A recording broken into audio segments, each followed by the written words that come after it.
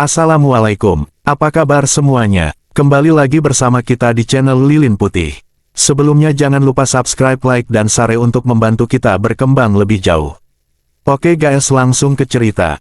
Nah, cerita kali ini adalah melanjutkan kisah sekolahku angker. Wah, buat saya, Pak. Wajah Feli terlihat senang. Pak Cokro mengangguk sambil terus tersenyum. Lalu, ia menoleh ke arah lapangan, ternyata barisan siswa sudah dibubarkan. Ayo Feli, saya antar ke kepala sekolah, ajak Asep. Feli mencomot 2 buah rambutan dan mengantonginya. Sebelum pergi ia menoleh pada Pak Cokro dan mengucapkan terima kasih untuk yang kedua kali. Setelah mengantarkan Feli, Asep kembali ke posnya. Tidak sengaja ia melihat sebuah sapu tangan di kolong kursi kayu. Pastilah itu punya Feli. Asep menoleh ke sekitar, setelah dirasa aman, segera ia ambil sapu tangan itu lalu mengantonginya. Ia masuk ke dalam posnya, mengunci pintu, dan menciumi sapu tangan itu dengan beringas. Matanya merem-melek seakan sedang membayangkan hal-hal indah dengan perempuan yang baru ia temui tadi. Saat Asep tengah menikmati aroma sapu tangan Feli, tiba-tiba seseorang mengetuk pintu.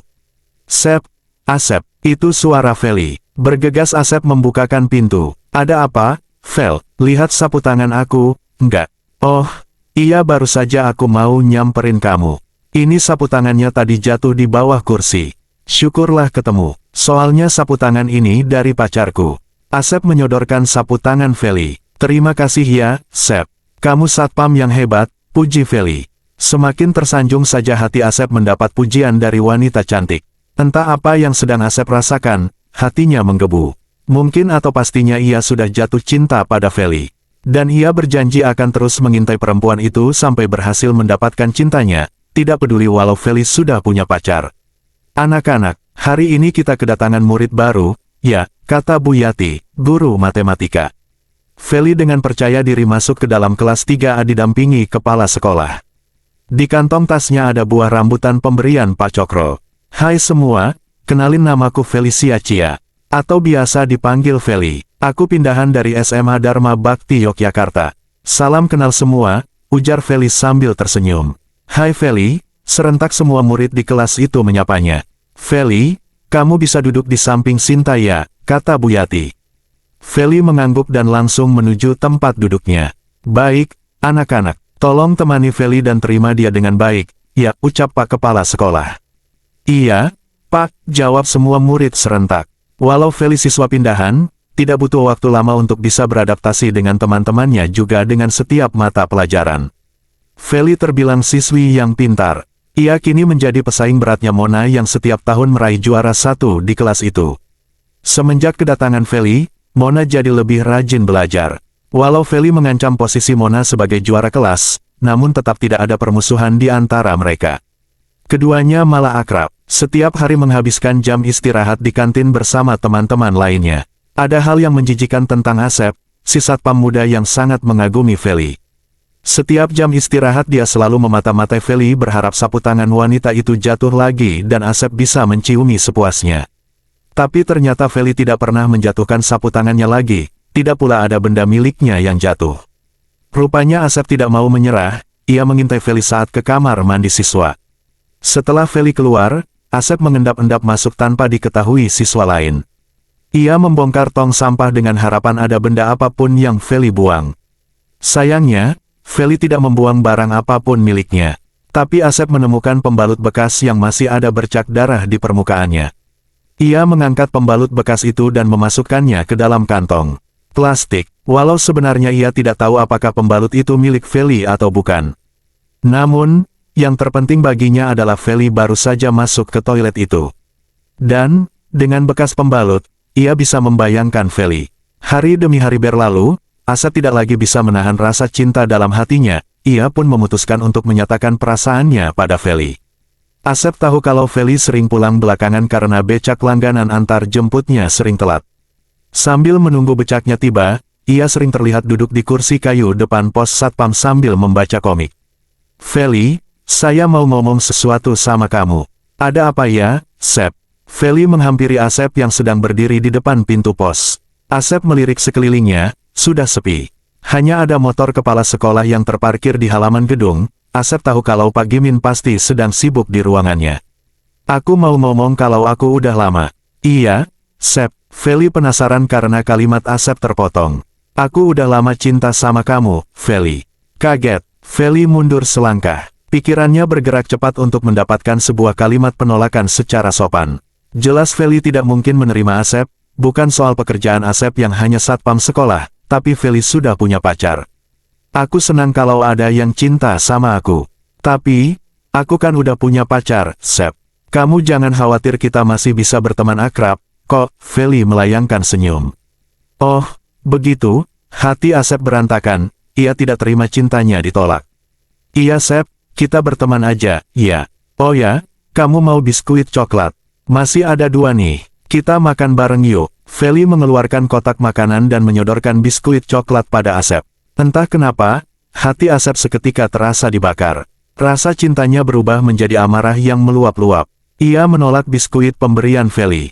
Lalu masuk ke dalam posnya sambil membanting pintu. Sep, maafin aku ya. Kamu jangan marah, Sep.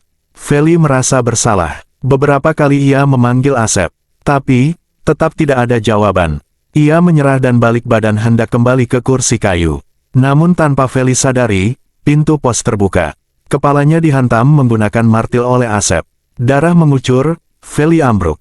Tidak ada yang melihat aksi kejam Asep tersebut. Buru-buru ia memasukkan tubuh Feli ke dalam posnya. Pintu dikunci dari dalam. Ia memperhatikan tubuh Feli yang sintal. Wanita itu masih hidup. Matanya sayup, darah mengalir dari hidungnya. Tolong, suara Feli sangat pelan dan parau, terkesan berbisik. Ia terkapar lemas. Sementara itu, Asep mulai melakukan aksi bejatnya. Sep, Asep, terdengar suara Pak Gimin memanggil. Dengan tergesa-gesa, Asep mengenakan kembali celana dan bajunya. Feli masih hidup, matanya sayup, bibirnya bergerak-gerak. Ia ingin meminta tolong tapi tidak bisa, baju sekolahnya terserak.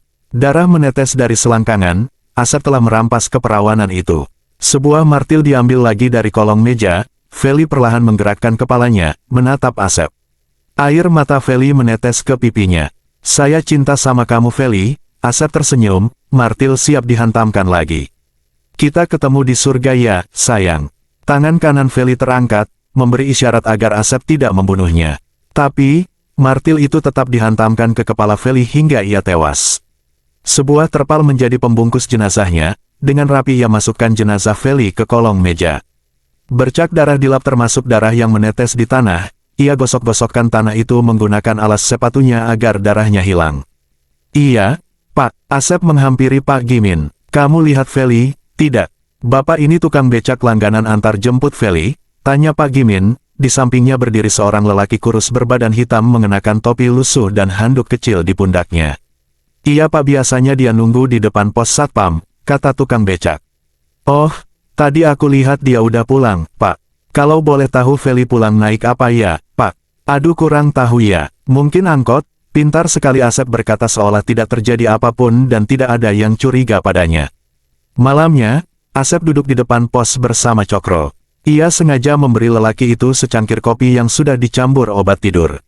Setelah beberapa menit, Cokro tertidur dengan pulas. Ia membawa lelaki itu ke gudang tempat Cokro tinggal. Liciknya, ia juga sengaja menaruh pakaian Feli di gudang itu dengan maksud memfitnah Cokro. Orang seperti dia akan sangat mudah difitnah karena bisu. Setelah itu, Asep membopong jenazah Feli ke halaman belakang sekolah. Di sana ada sebuah tempat pembuangan sampah yang dibangun berbentuk segi empat. Sampah terlihat menumpuk hingga terburai kemana-mana. Asep mengeruk sampah itu, dan menggali lubang di bawahnya. Setelah dirasa cukup, ia kemudian mengubur jenazah Feli dan menimbunnya dengan tumpukan sampah. Pagi-pagi sekali Pak Darmawan dan Bu Mary, orang tuanya Feli, datang ke sekolah. Dari semalam Feli belum pulang. Mereka pikir Feli menginap di rumah sepupunya, tapi ternyata tidak ada. Mereka duduk dengan gelisah di depan ruangan kepala sekolah. Pak Gimin yang mengendarai motor bebek muncul dari gerbang sekolah. Kedua orang tua Feli berdiri bersamaan. Mereka bergegas menghampiri Pak Gimin. Pak, anak kami hilang, Pak. Bu Mary meneteskan air mata. Iya Pak, dari kemarin belum pulang. Apakah Bapak lihat Feli? Astaga, yang benar, Pak. Iya, Pak. Kami kira Feli menginap di rumah sepupunya, tapi ternyata nggak ada, Pak. Kemarin, orang terakhir yang melihat Feli adalah Asep. Dia dipanggil ke ruangan Pak Gimin. Kedua orang tua Feli harap-harap cemas, mereka ingin mendengar kabar baik dari Asep. Dengan tenang dan nyaris tidak ada rasa gugup sedikit pun Asep menjelaskan kalau ia hanya melihat dari jendela kecil posnya kalau Feli pulang sendirian. Dia naik apa? Tanya Pak Darmawan. Nah, itu saya tidak tahu, jawab Asep. Kabar kalau Feli menghilang berembus ke semua siswa. Mereka terheran-heran padahal baru kemarin Feli nongkrong di kantin bersama mereka. Hingga akhirnya, sebuah teriakan seorang siswa yang tengah mengambil tongkat pramuka di gudang Cokro membuat geger satu sekolahan. Ia menemukan baju bernametak Felicia Chia. Gudang itu adalah tempat tinggal Cokro, tanpa pertimbangan lagi siswa lelaki langsung mengeroyok Cokro. Mereka yakin kalau Cokro telah membunuh teman mereka. Nyawa Cokro tidak bisa diselamatkan, ia meninggal karena ada seseorang yang menghantam kepalanya dengan batu. Soal Vika yang meninggal gantung diri di toilet, tidak seorang siswa pun yang berani menggunakan toilet itu lagi. Mereka lebih suka menggunakan toilet lain. Jangankan digunakan, melintas di depan toilet itu saja bulu kuduk mereka merinding. Oke guys, sekian cerita dari kami. Kita kembali esok hari di jam yang sama ya. See you.